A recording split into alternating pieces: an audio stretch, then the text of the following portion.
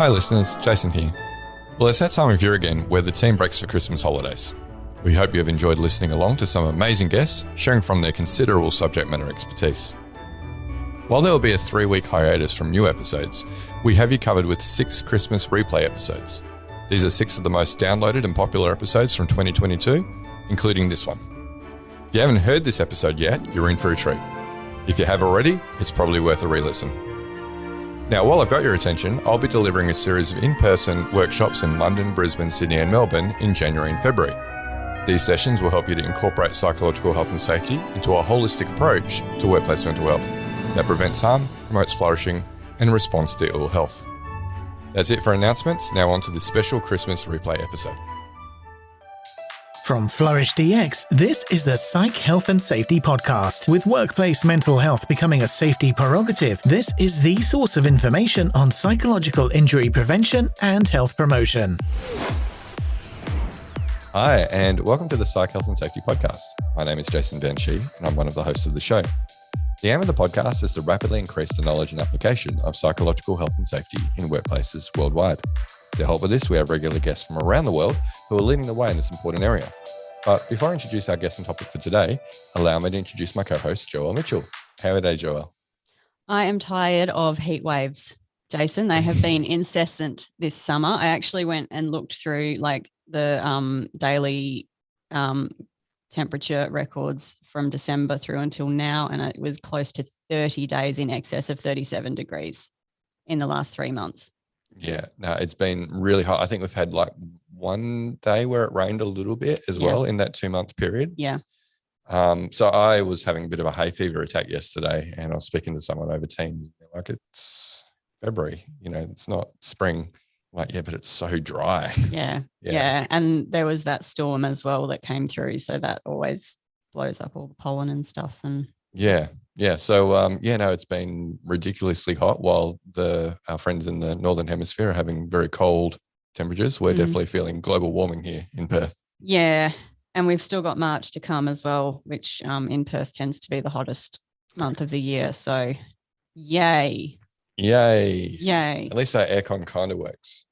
It does, yeah. It's labouring a little bit today, and we've still got a few days to go before it drops down a bit as well. So yeah. Yeah. All right. So to those watching on the video, if we start sweating, it's probably because of the heat and lack of aircon. Yes, I can't imagine any other reason. No. No.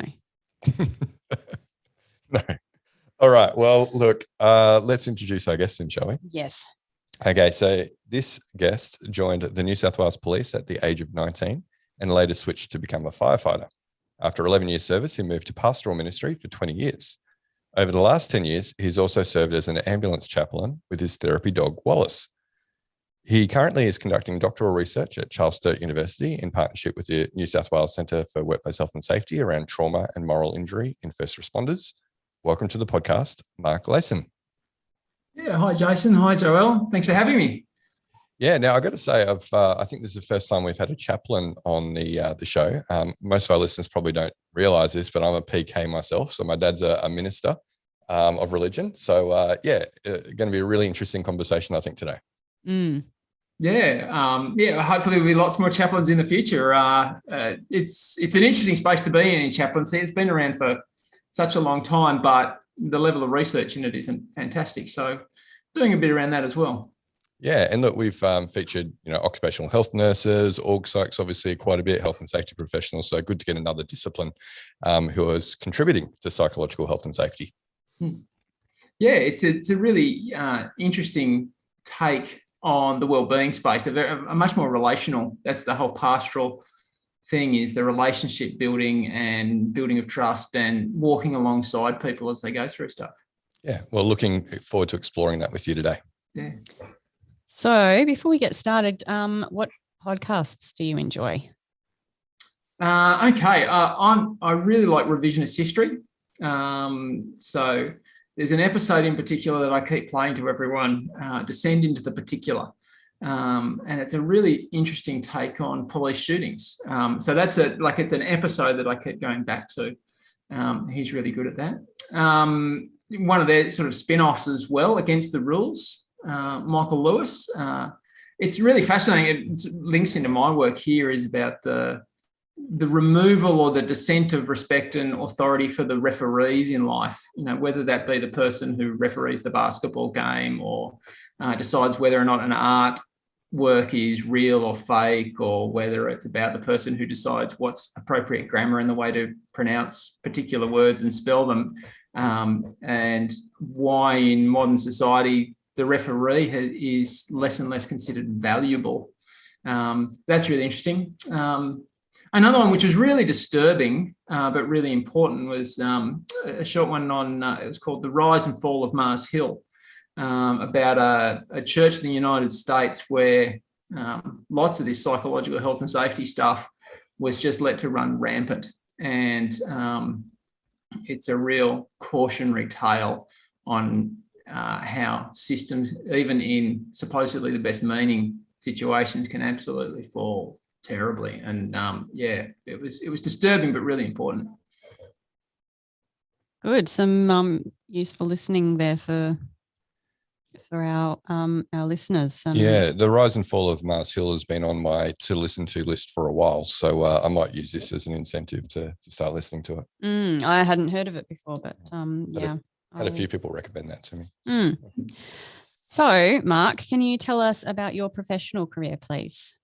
Yeah, and Jason said a little bit. I was a young, naive, middle-class white boy who joined the police at the age of 19, and my eyes bugged open very quickly about what the rest of the world looked like. Then I joined Fire Brigade and fought fires for a living, which was a fantastic job. Pastoral ministry, I was a pastor of a church for a couple of different churches for 20 years, which means really just getting involved in people's lives and actually trying to walk alongside them and help them and encourage them in life and in their faith and in their spirituality and those kinds of things. So really being involved with people there, and then doing this ambulance chaplaincy.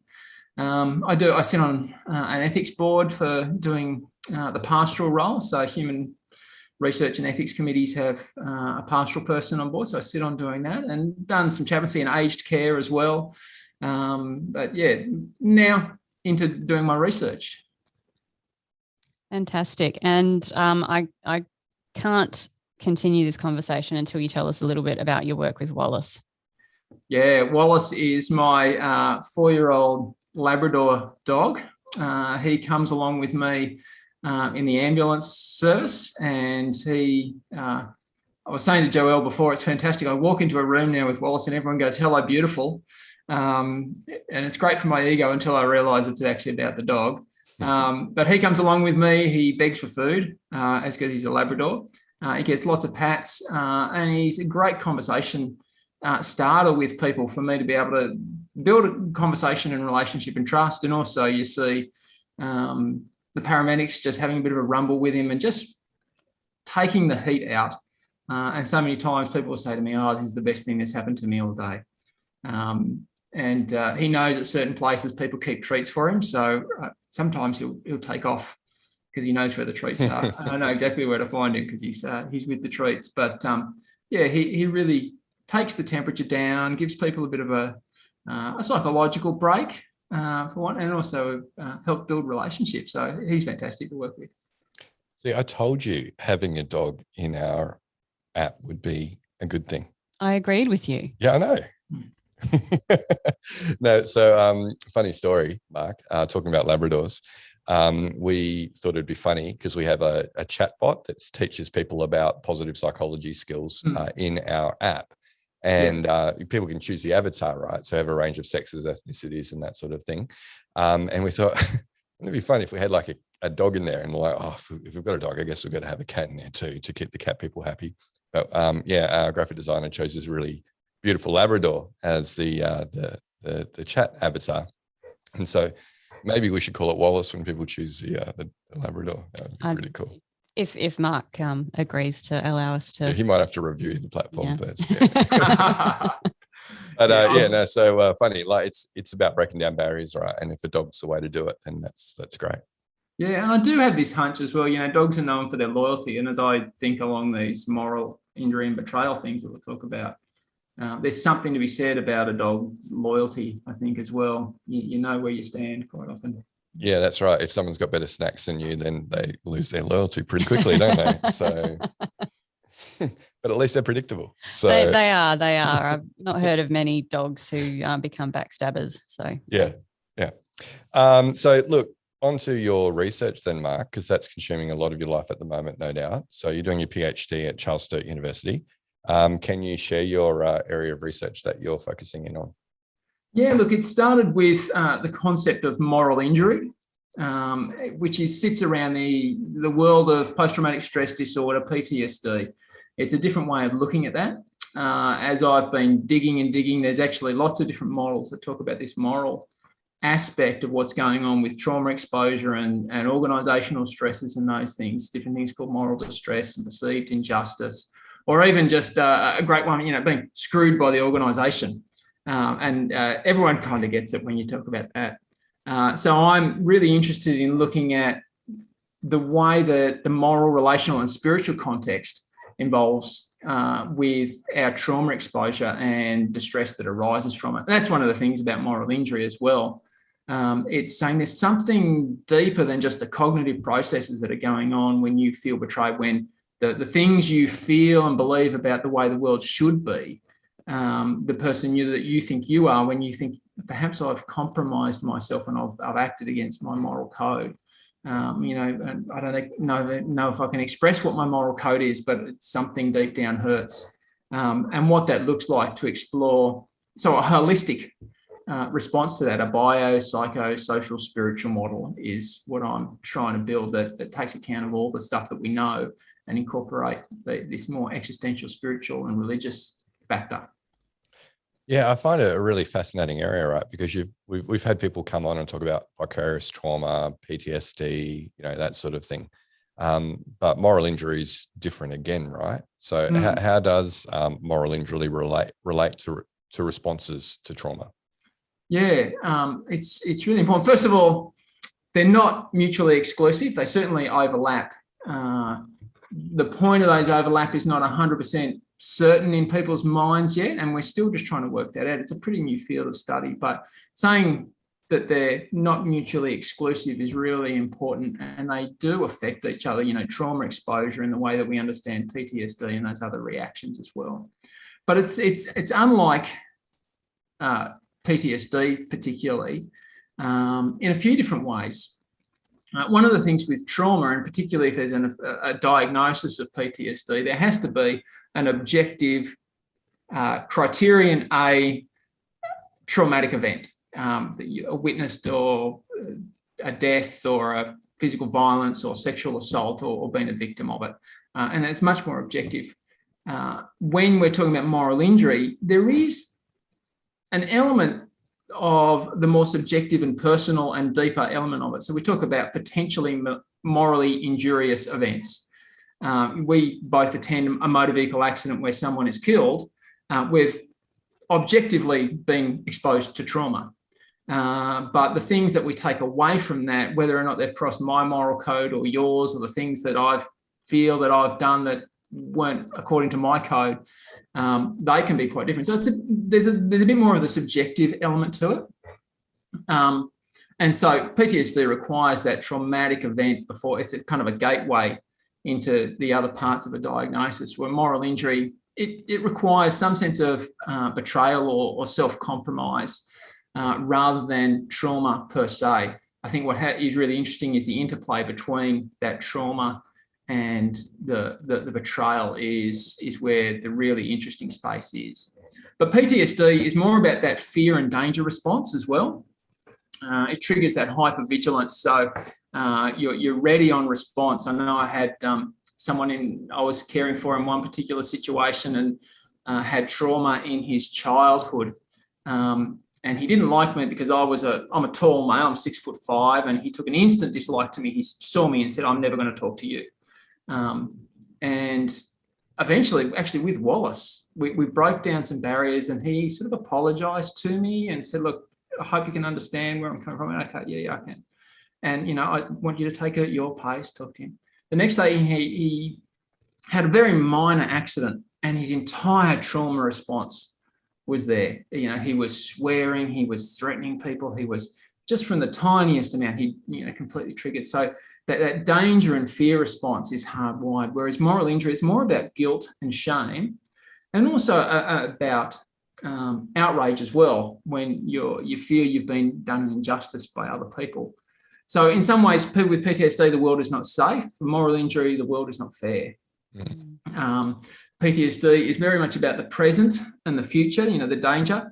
I don't know if you've ever gone to lunch with a police officer or an ex-police officer. Have a look where they sit, because they always want to be able to see the door and the exit route. And I know I still do all these years later. So it's very much in the present and bringing that to, whereas moral injury is very much ruminating on the past and looking in what's gone on in the past, and regret, remorse, feelings of vengeance, and anger that won't let go. And the final one that I sort of alluded to before was PTSD is very seen much more in a biological and psychological cognitive response to that, whereas moral injury is digging a little bit deeper into the human psyche, and saying, well, what are the relational, the existential, the spiritual elements of what's going on here in the way that your worldview, your just world beliefs have been violated. So it's going probably a little bit deeper into the person. So there's some of the nuances of what's going on in the moral injury space. Yeah, how you say it, like PTSD is about saying that the world isn't safe, whereas moral injury is about feeling it's not fair. I think that's probably really the big difference, right? Yeah, it really is. And that taps into us, I think, on such a different level, because the way I think the world works and you are perhaps a little bit different, but once our worldview is assaulted, that's that talking about that spirituality element, which I think is one of the most compelling elements of moral injury, but also one of the more difficult ones to actually talk about for a lot of people, because of past experiences, either with an idea of spirituality or with religiosity or whatever it might be. So it's really important, but really difficult and talked about in many ways. Yeah, you gave the example before of attending a car crash where there's been a fatality. That's obviously an objective form of trauma, and everyone would understand that for some people that might lead to PTSD, particularly repeated exposure to that sort of trauma. Could you give us maybe a practical example about a type of trauma or an event that could lead to someone experiencing a moral injury? Yeah, I mean, one of the things that particularly has been coming up in my research is I've been going under this code for vulnerable people. So if you're an emergency service worker, you're quite used to people to death and dying. And if you go to, say, a 55-year-old morbidly obese male who has a heart attack, you'll go and you'll try and you'll do your best, but in the end you go, okay, well, too bad, so sad that that kind of happens. You go to a 2 or 3 year old child who has the same medical outcome, has a heart attack of one kind, either from a traumatic thing or a medical thing, and all of a sudden the lid is blown off because we have this set that this shouldn't happen to 2 and 3 year olds. A child shouldn't be in this situation. And then you have, I call them real world hooks. Quite often we can put trauma away from us to deal with the situation. We can put the pathos away, but when the real world comes in, when the child is the same age as your child, or the granny who's died has got the same name as your granny, it's the sight of a smell, and all of a sudden everything from your real life comes and invades that particular space. And then it starts to bring up all those things about, is the world a fair place? This isn't the way it should be. It's just not right. And so that class of vulnerable people is one of those particular event-based things that can really trigger that sense of betrayal, but also just moral compromise. And then if you didn't perform well or as well as you'd want to, ruminating, if only I'd done this, if only I'd done that, it can be really quite difficult on your psyche to be able to put that together with a vulnerable person, because it shouldn't be this way. Yeah, and I can see how the media could actually cause moral injury at scale, right? If they're presenting things to us where, like, we just don't feel it's fair. I remember, just recently here in WA with little Cleo who went missing, and that had such an effect on the whole of Western Australia, if not broader than that. Yeah. And then that amazing sense of relief when she was returned to her family, and this sense of justice that was done, and that kind of moral injury was kind of addressed. It was very palatable at the time. I actually remember reading the news headline that she'd been found, and I started crying. It was intense. Yeah And in that sense, I hear you say, I think that's fantastic. You've actually understood the pathos of the moment, and it I sometimes say to paramedics, tears are the proof that the human is kind of leaking out of you, because we so often push it away. There's some people who find it hard to show emotion, but when you force a shutting down of emotion on people, that can have really difficult consequences. And emotion suppressed is really an emotion just delayed. I mean, it's, I think that this concept of moral injury, particularly during the pandemic, has been very relevant, thinking about stories of healthcare, workers in hospitals needing to decide who's going to be put on a ventilator because they just don't have enough for the people who need them, and essentially deciding who's going to live and who's going to die. And you think about the calling that people have when they go into healthcare, and the purpose of that profession, and then, being forced to make those decisions. I would imagine that, we've got a growing body of people experiencing moral injury through those types of scenarios where they have had to make those unconscionable decisions. That rationing of ventilators in particular. I know there's some really disturbing stuff came out of Italy really early on, when it was just this idea that you normally decide the use of treatment on the viability of the patient, but not on the amount of resources you've got.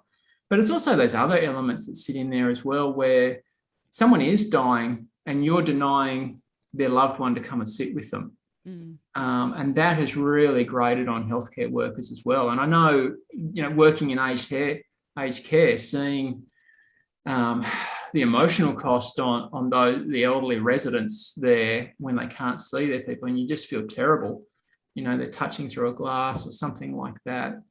And then, of course, I think I don't know what side everyone sits on the vaccination debate, but when you're having to treat someone who's not been vaccinated and you've been vaccinated, and now you're putting yourself at risk because they've got an increased risk of infection and serious infection, and not going, I'm going to treat you, I don't know if I want to, but that real dissonance between what's right and what's wrong, and your decision. Yes, you're free to make that decision, but I bear the responsibility, and also the danger as a response of that. And so that it's really quite complex. And then, it sits around the provision of equipment, right very early on, provision of PPE, personal protective equipment, and that kind of stuff.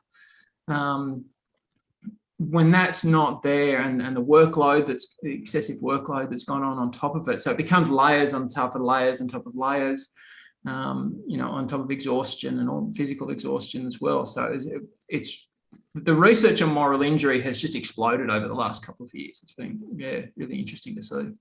Yeah, no, fascinating. So you've spent the majority of your career either working as a first responder or working with first responders. We've had in a very early podcast, Carla Caponecchia said that many of the psychosocial issues for first responders that actually create distress for them are not all that different to the things that create distress for other types of workers. Do you have any comment on that?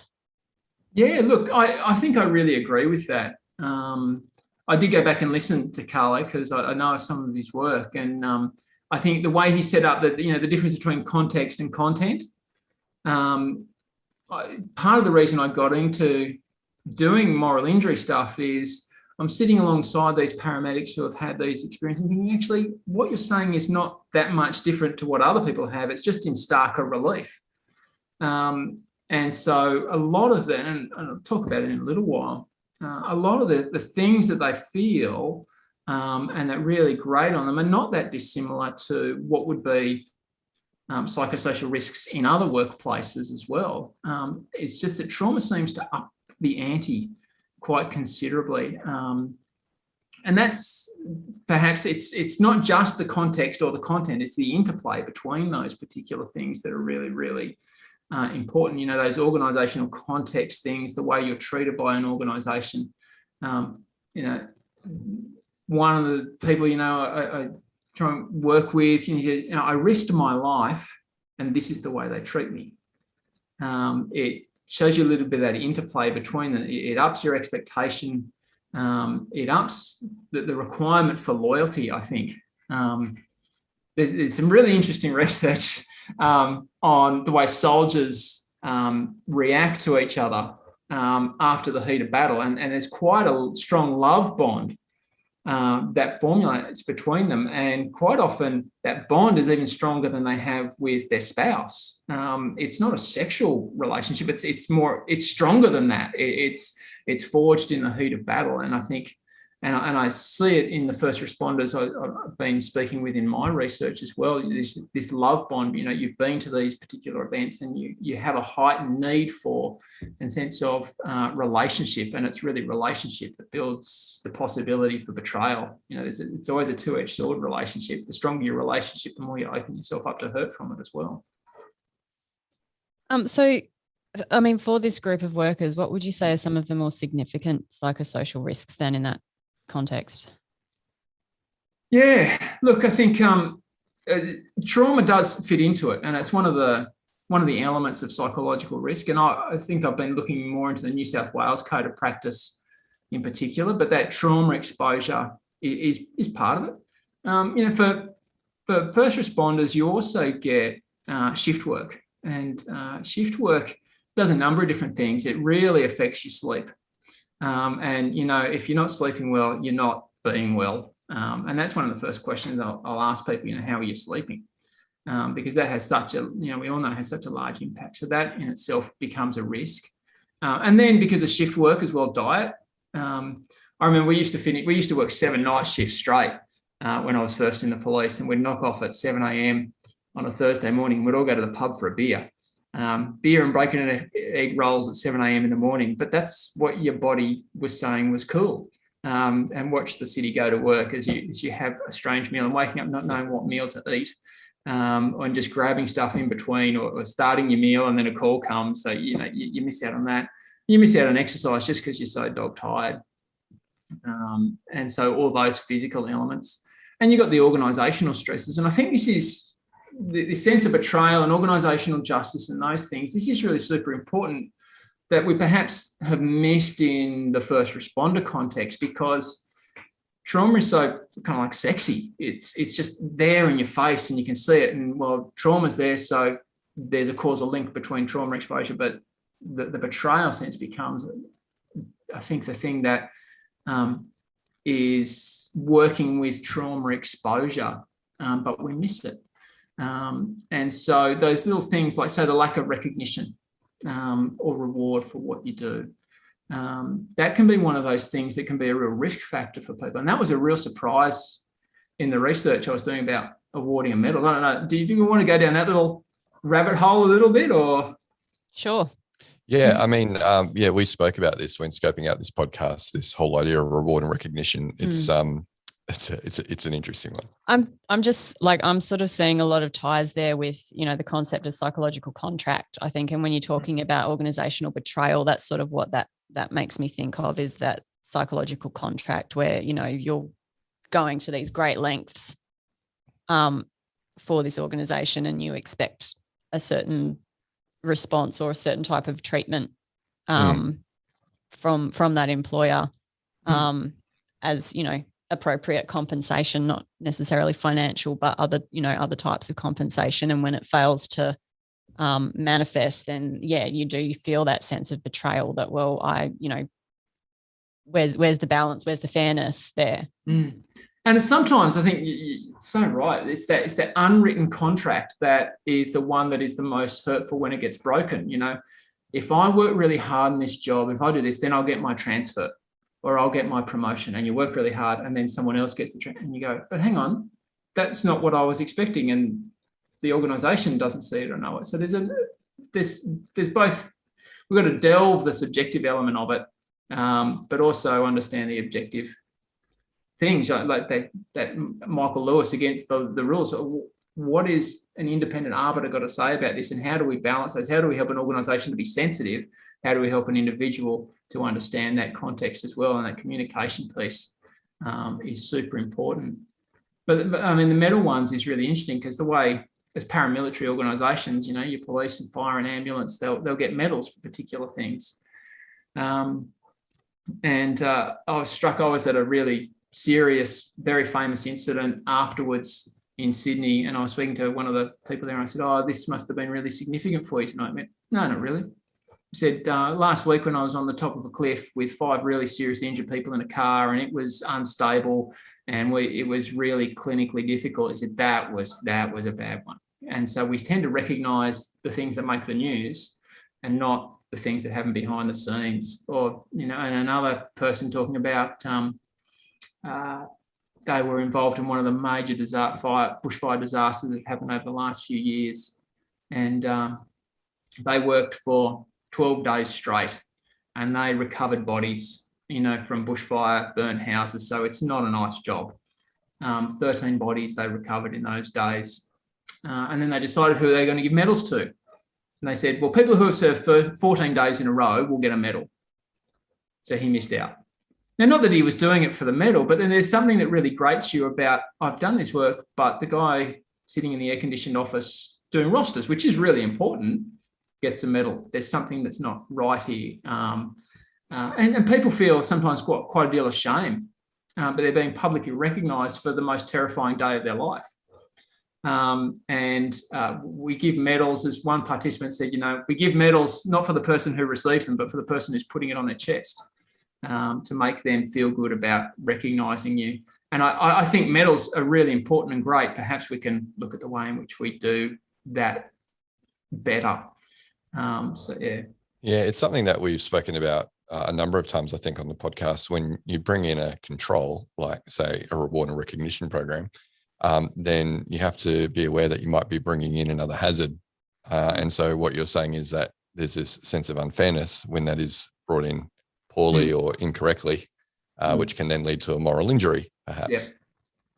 And I think that an interesting element there is the performative nature of the way that those medals are distributed as well, that there's potentially an element of, you know, public interest associated with that decision-making process, which I could see would lead to feelings of cynicism in the members of the workforce who are or are not recipients of those medals because of that performative nature of how they're assigned, if that makes sense.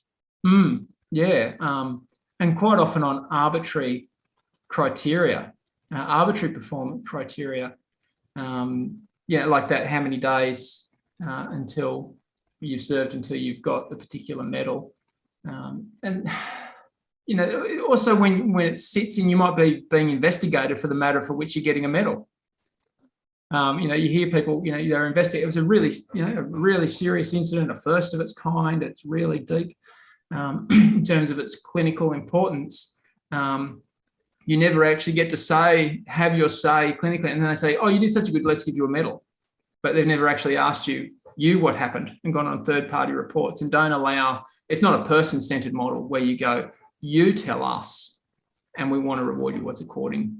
It comes from an outside element on arbitrary elements, or when the event occurred and you didn't have the equipment, and some people will go, look, we would have preferred to actually have equipment, you know, the right bulletproof vests rather than condemned ones for this particular incident. We would have preferred that. And it can be quite tokenistic, you know, or other people saying, you know, I've got my long service and good conduct medal in the internal post. It was sitting in my locker when I got there. Thank you very much. I just would have been nice to have some recognition to go, job well done. And that may have even covered it for me. And it can be used sometimes as a proxy for actually properly recognising and being thankful. And that's perhaps an organisational setting that's worth talking about, that idea of thankfulness rather than just recognition. Mm. Yeah. Given the source of a moral injury is not as clear cut as, say, with something like PTSD, you can be quite objective, as you said earlier, about is that a trauma that they're exposed to or not. Yeah. Is there anything we can do systemically to prevent the development of a moral injury?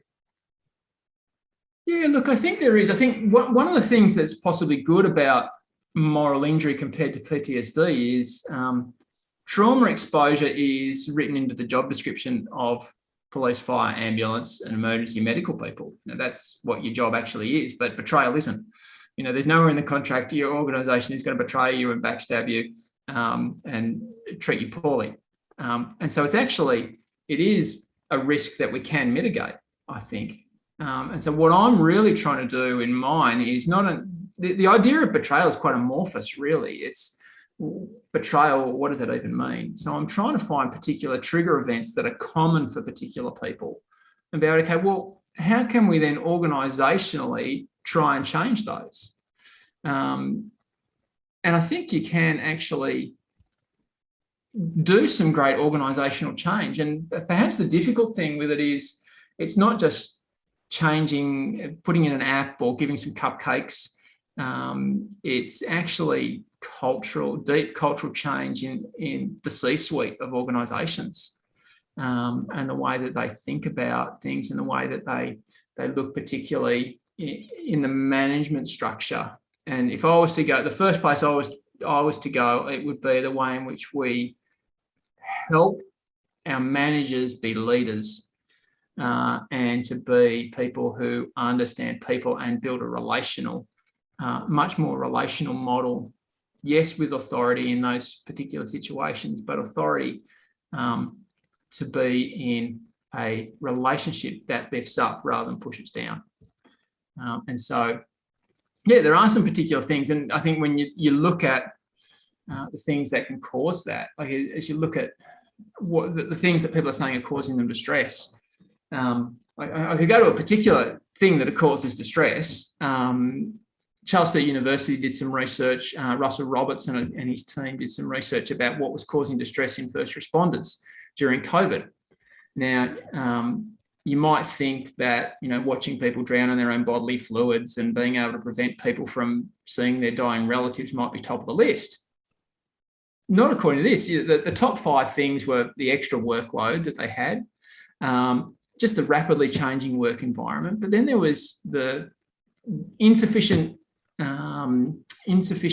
practical support, the things that they needed on the ground, and lack of management connection was the 4th one, with what's actually going on right at the coalface, not just barking orders from further beyond. And the last one was just the not getting ambiguous, conflicting, and redundant communication. So these are the things, and you look at those and you can fit them pretty neatly into a lot of different psychosocial risk categories. And so I think a number of those can be addressed by practices. And so they come out in workload, they come out in trauma exposure. But if I was to go anywhere, first of all, it's to try and help those leaders right in the middle who are actually the really coalface element of the organisational, and quite often are the meat in the sandwich. I think in lots of organisations, there's that pivot point from being in the field to being in the organisational structure. For police, it's the sergeant and the inspector. For ambulance, it's the duty operations manager who are enforcing policy on people here. So they're still on the ground, they're out on the field, but they're doing that kind of stuff. And that group of people, that's where I think we can achieve lots in this space and remove some of that. That's where the data seems to be pointing us, and my own experience and what my research participants are saying to me as well. Yeah, and that definitely just is very how would you say, it backs up what we've been saying for a while, that hazards can be very different from group to group. And a lot of that is decided upon based on the leader of that group, the line manager, really. And so really you can't do psych health and safety in an organization without equipping line managers on, first of all, understanding what psych hazards are, but then what they can be doing to protect people against these psych hazards by focusing on work design, as you say, because it's not the exposure to trauma necessarily that's the issue. It's the good old things of role conflict and management support and workload and all that sort of stuff. Oh, absolutely. I had people from one organisation, when I was initially talking about my research, just tell us the right kind of person to recruit so they're not at risk of getting this. And I said, well, you've actually got to work out whether or not you're an organisation who's worthy to recruit someone, because it's a two-way street here. And I think I'm going to go back to them and go, actually, what about the right person to promote? Those settings that we have for promotion, when they're based on the performance of actually doing that job, it's not a good criteria to put you in leadership.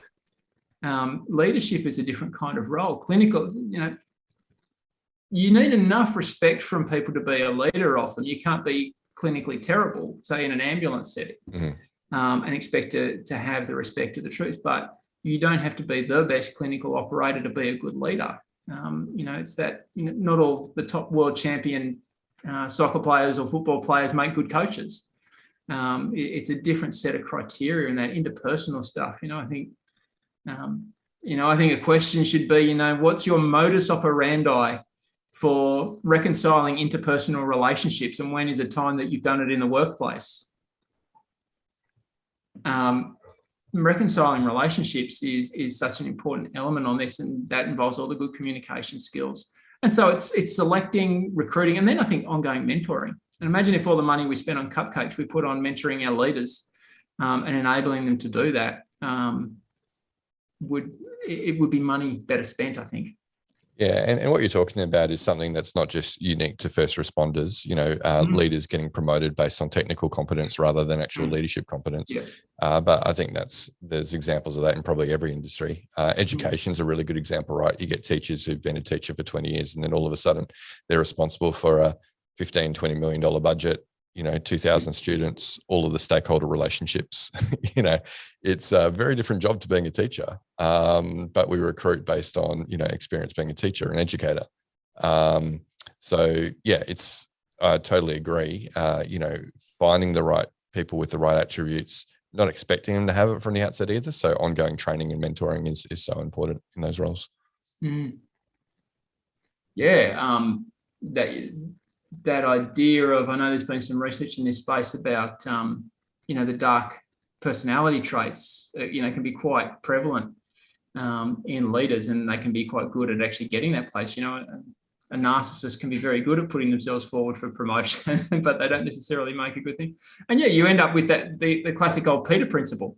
And I think sometimes there's an emotional intelligence Peter principle that goes on as well. We tend to have less emotional intelligence sometimes in a leadership thing because we've promoted them on their technical skills and not their interpersonal skills.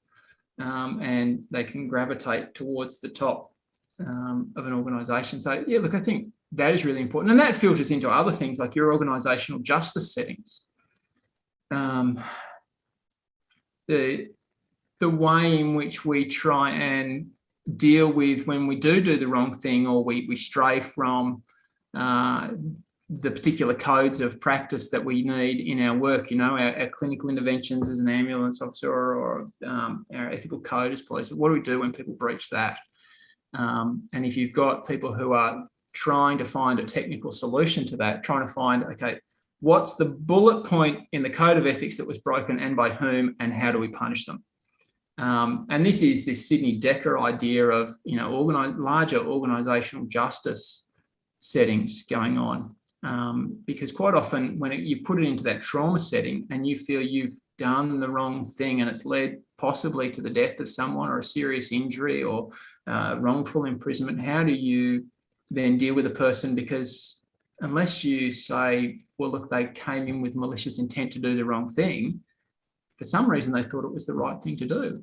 within our culture, someone thought that the wrong thing was the right thing to do in that particular situation. And when you've got people who are very much focused on a technical solution, that can be difficult. Yeah, and then you've got all of that issue of, the arbitrariness of a right or a wrong decision when it's out of context. But when you're, taking into account all of those different situational factors and the different trade-offs that are involved in coming to that decision, that might be, the best of a worst, the best of a bad bunch of options available to you. But then when it's viewed dispassionately and outside of that context, the way that is then evaluated can be seen as incredibly unfair. Yeah. And look, I think Sidney Dekker tells a very poignant story at the start of his book, Second Victim. He talks about a nurse with a 20 years unblemished record. And she works a double shift because they're short-staffed.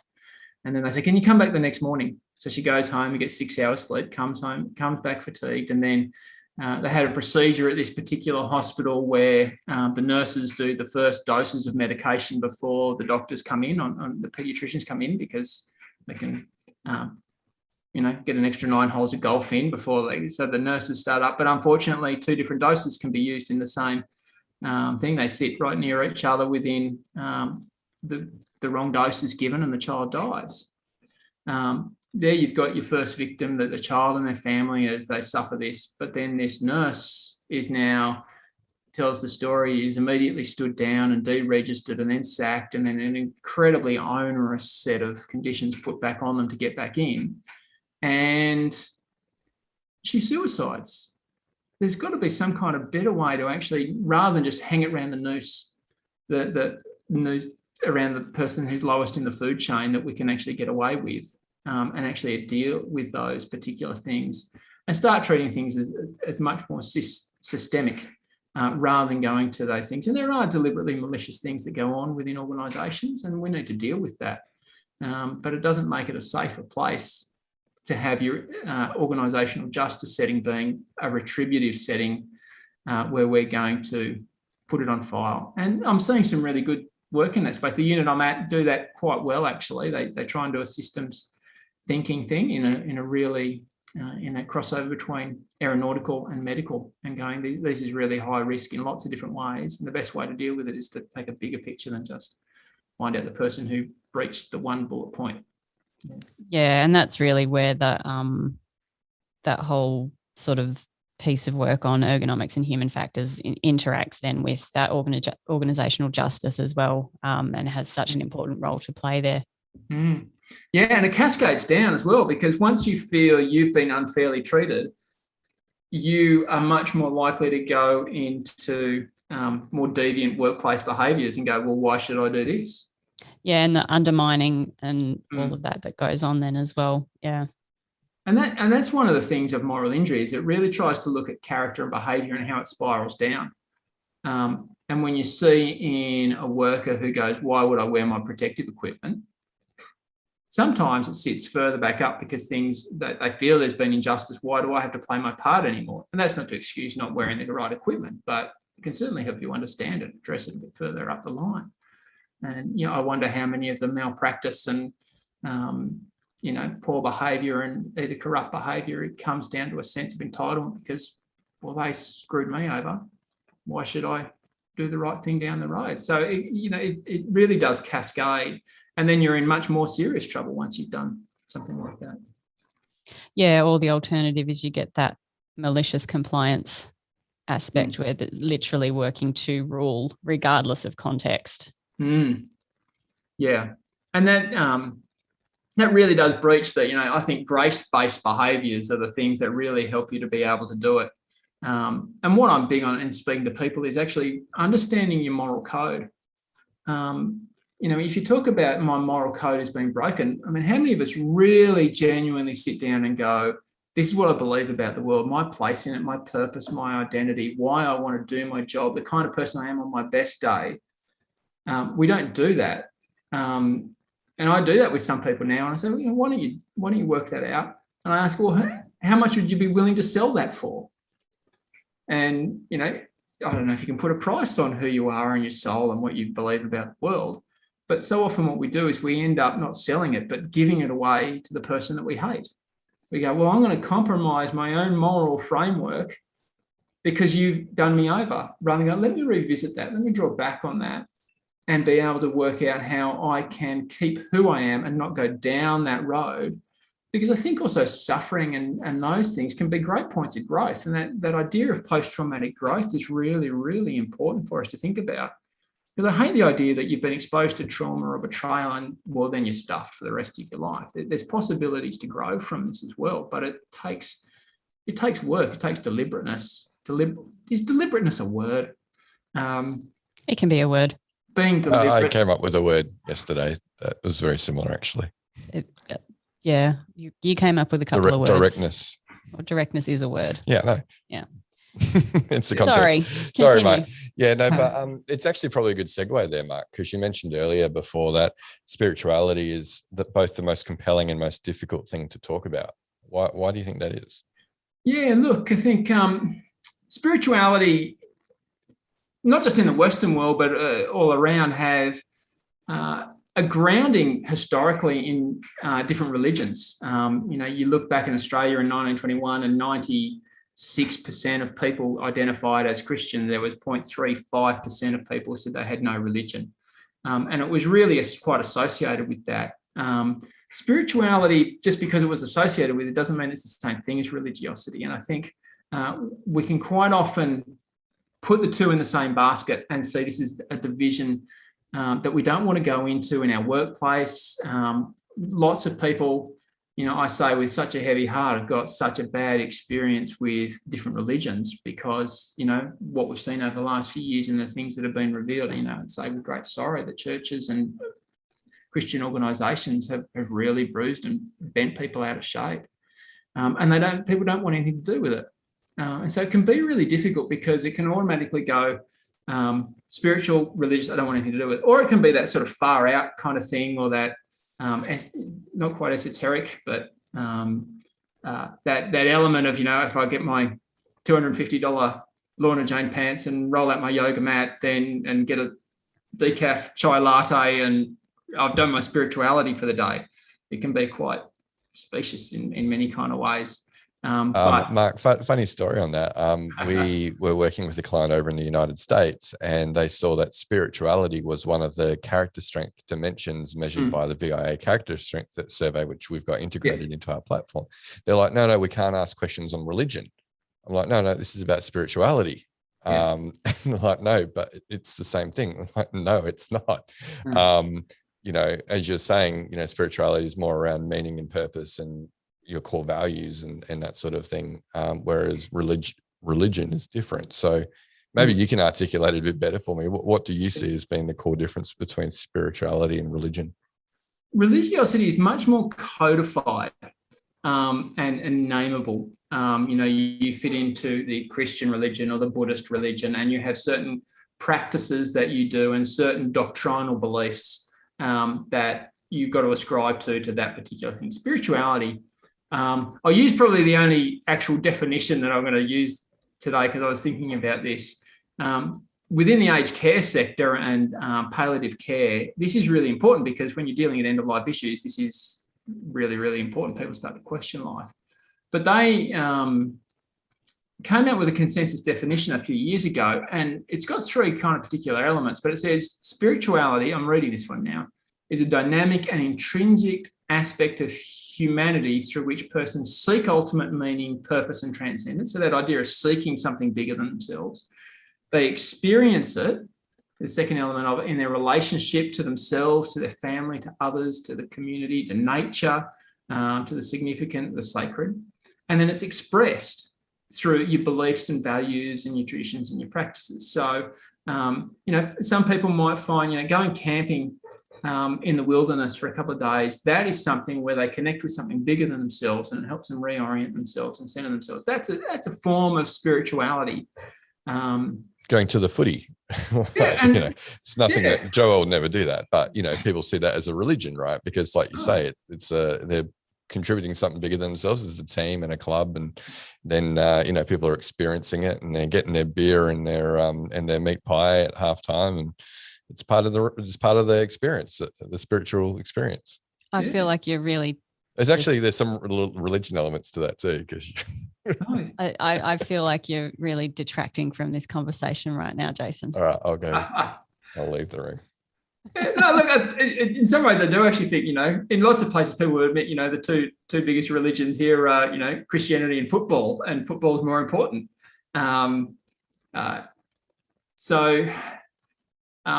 It does have the elements of that religious, you've got to wear the right jersey, you've got your prophets and your saints, and you've got your heretics who are the other team and all that sort of rituals. Stuff. Yeah.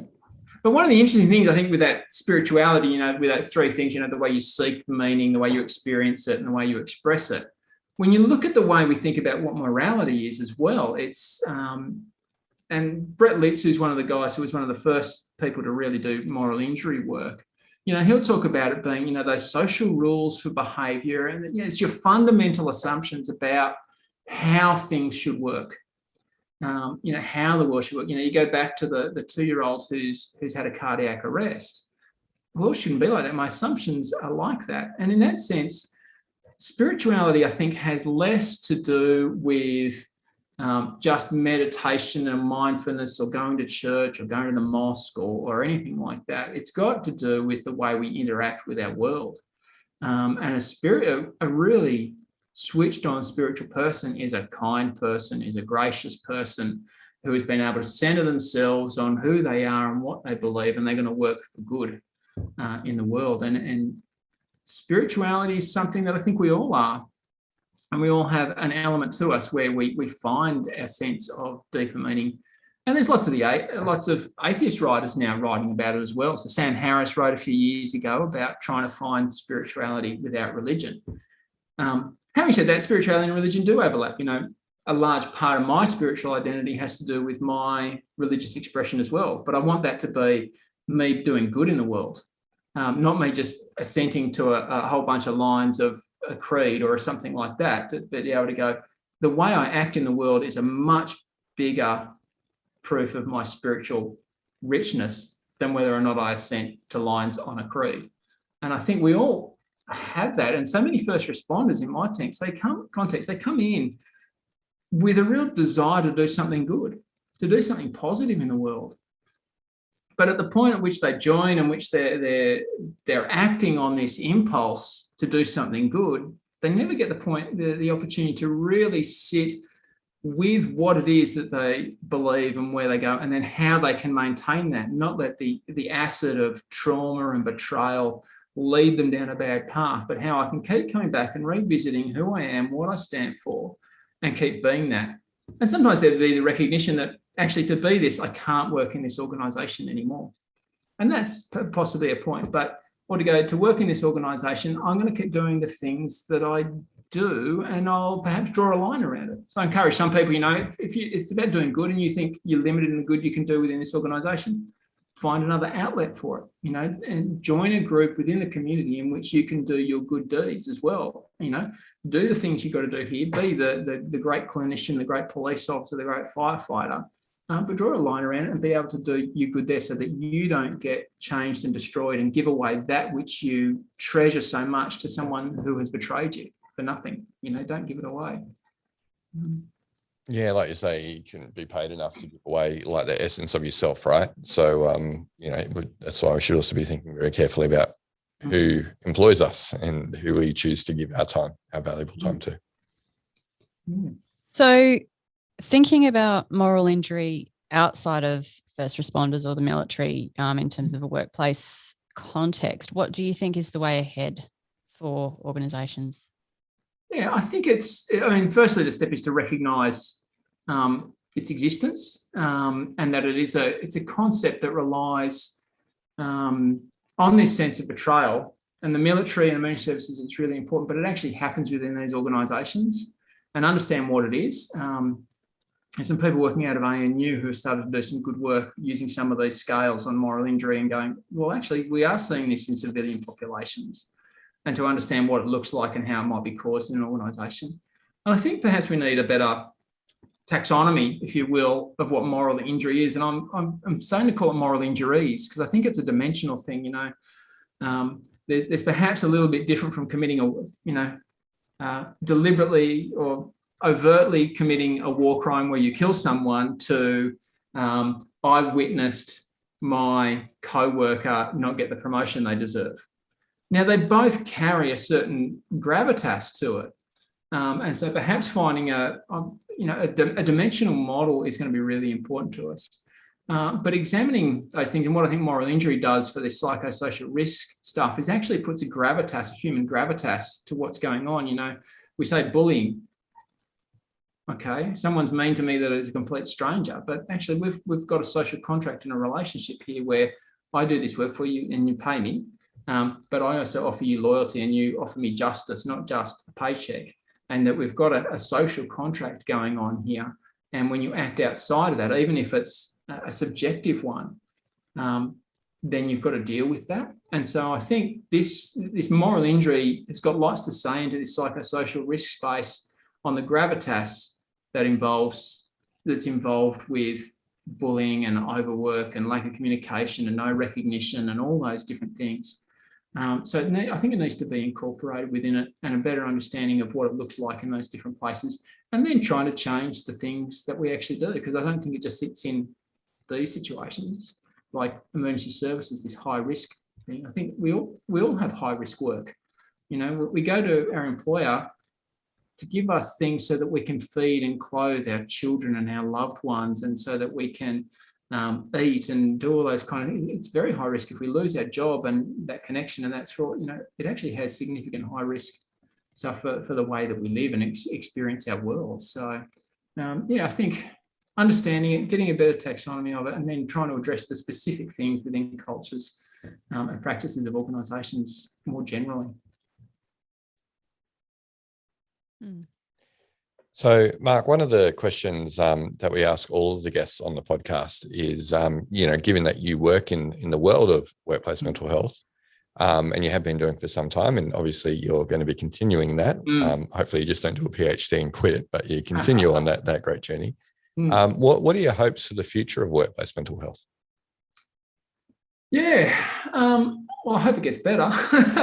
I think it's so important that it's actually being addressed, you know, not just doing trip hazards, but actually looking at that organisations themselves can cause harm, and not just mitigating outward things, but seeing where we can do it, you know. And I hope that we get within our settings. As I was thinking about this, you know, 3 words came up that I hope get incorporated, you know, wisdom. Wisdom is not just knowing what the right thing is, it's doing the right thing. The old saying that it's knowledge is knowing that a tomato is a fruit, and wisdom is not putting it in a fruit salad. Knowledge is knowing the right thing to say. Wisdom is knowing whether or not how to say it. And there are things within our settings that I think this can help us with. I hope it's gracious as well, where we actually see the relational settings that go on with our workplace. And I both like and dislike that idea of a work-life balance, as if I live life and then work as a completely separate entity that doesn't actually exist as part of my life. But then the juxtaposition where we now get so much more value and worth out of our work. We don't want to just pay the bills. We want to do something that's worthwhile and that is meaningful. And so I hope we can bring those settings of personal relationships into our workplace and be gracious with each other, you know, and forgiving and reconciling where we can. And like, I think the last word, which we never really talk about in this, is loving. My concept of loving is actually doing good for the other person. And when you look at that setting, you know, from military officers I talked about before that have been through the crucible, they love their comrades, the ones that they fought alongside, and they'll do anything for them. If you worked in a place where people were wise, gracious, and loving, you might go, hey, that's a really good part of my life, and extend those settings. That's where I hope on a meta kind of level we get to. Yeah, people love 3 bullet points, right? Particularly for ministers. So wisdom, graciousness, and love. I think they're really great ambitions for workplace mental health for sure. Yeah, absolutely. I guess speaking from a very different professional background to probably the majority of the guests that we've had on, what words of advice would you have for listeners who want to work in the field of psych health and safety? Yeah, I think do it. I think it's sadly a growth industry. I think as we move into a less industrialized society where the physical injuries are going to be a lower proportion of what's going on in the work health and safety space, it really needs people who are switched on, who can exhibit those kind of character traits as well, and don't just get knowledge, get wisdom, and work and play well with other kids. Sometimes we get a really siloed approach.